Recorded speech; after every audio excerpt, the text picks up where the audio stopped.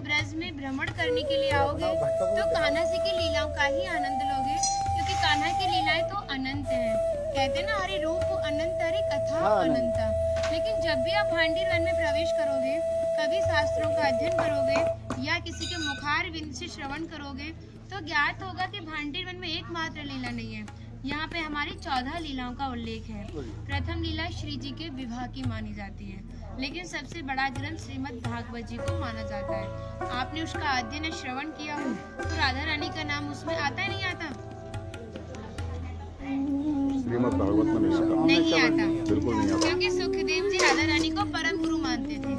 जब राधा रानी का नाम ही श्रीमद् भागवत जी में नहीं दिया तो विवाह का उल्लेख कैसे हो सकता है? लेकिन श्रीमद् भागवत जी को छोड़ के 12 ग्रंथ ऐसे हैं जो हमारी लाडली जी के विवाह का उल्लेख करते हैं। लेकिन जिस भांडीर वट के नीचे आप खड़े हो, इसका श्रीमद् भागवत जी के 10वें स्कंद के 18वें अध्याय में 22वां श्लोक कि बृहंतो बाहि मानस्य 4 यंत्रस्य बोधनम भांडीरकम नाम पटम जम्बू कृष्णम प्रोग्राम, यानी वृक्ष द्वापर युग में बहुत विशाल था, 4 योजनों में फैला हुआ था। इसकी जो सीमा थी वो 15 किलोमीटर में थी, तो इसको पंचकोशीय वृक्ष के नाम से भी जानते थे।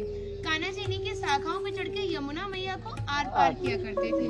मान्यता है कान्हा जी की जो 9 लाख गाय थी दोपहर के समय इसी वृक्ष के नीचे बैठ के विश्राम करती थी। तो माताएं जो भी माखन मिर्ची रोटी इत्यादि प्रसादम में रख देती थी, सभी ग्वाल बाल एकत्रित होकर दोपहर का भोजन करते थे।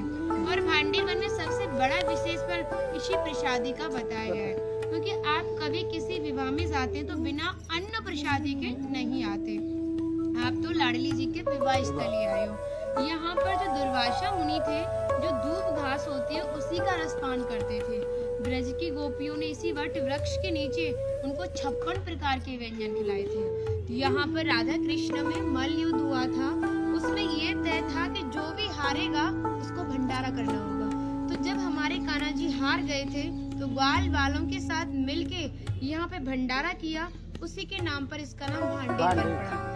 यहाँ पर ब्राह्मण पत्नियों ने भी कान्हा जी को भोजन प्रसादी खिलाई है और ठाकुर जी ने ब्रजवासियों से ये टुकड़े मांग के पाए थे, तभी नाम दिया था इसका मधुकरी।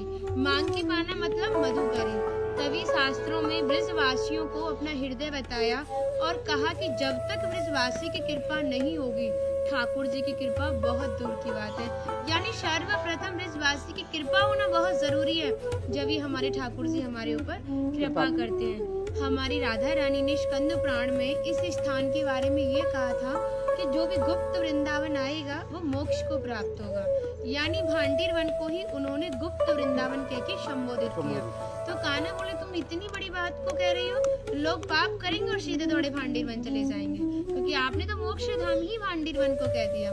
तब हमारी लाडली जी ने कहा, नहीं कान्हा, मैं जिस पर विशेष कृपा करूंगी, जिसके प्रति मेरी भक्ति भाव दोनों सच्चे हैं और भक्त मेरी शादी में उपस्थित है। यानी आज से 5500 वर्ष पूर्व आप इस स्थान पर थे।